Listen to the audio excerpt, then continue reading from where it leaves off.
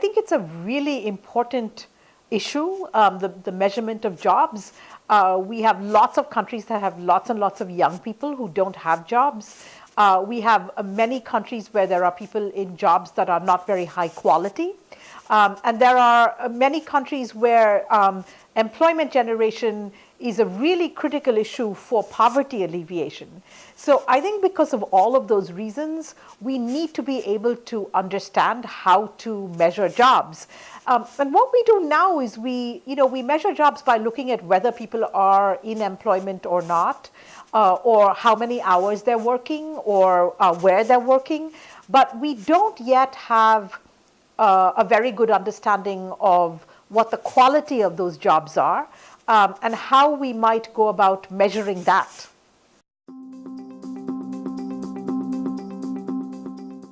I think part of the reason is that it is hard to figure out what people are actually doing, how productive they are, do they enjoy what they're doing. These are questions that I think are difficult to tease out of the existing data. But I think there's also some sort of theoretical issues that we have to address, which is that jobs are an outcome of decisions that businesses make in terms of how many people they're going to hire and whether they're going to hire additional people. And my own work and my own thinking on this, I'm more interested in trying to understand that set of decisions.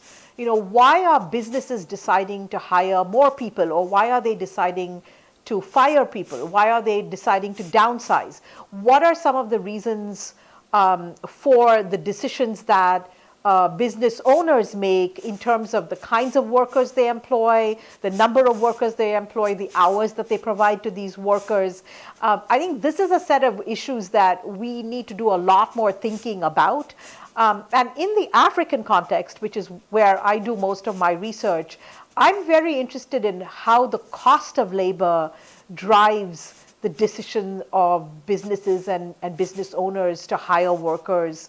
Are there particular factors that are driving up the cost of labor in Africa that we need to be worried about from the perspective of understanding employment decisions and job generation?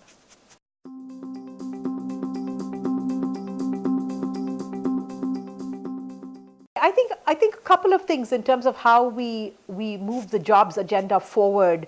One is understanding kind of the bigger picture. What economists call the general equilibrium effects. What are all the different things that we need to think about when we want to understand why businesses are hiring or why entrepreneurs are emerging in a particular economy.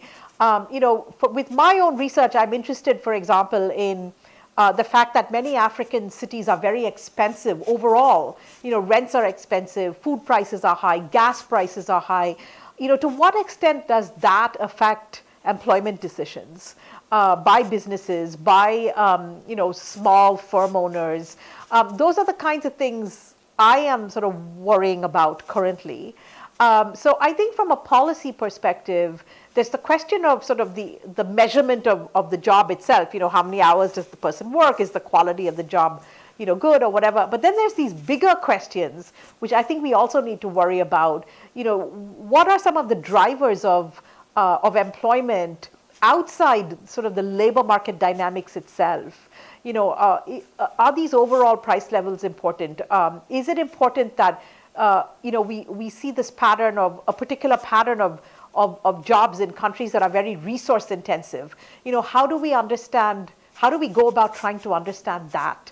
I think these are some of the policy questions. It's a very complex policy agenda, I think, when we talk about the need to generate more jobs. We need to be looking at a very wide variety of things, understanding that there are many, many different factors that enter into a business owner's decision of whether or not to expand employment.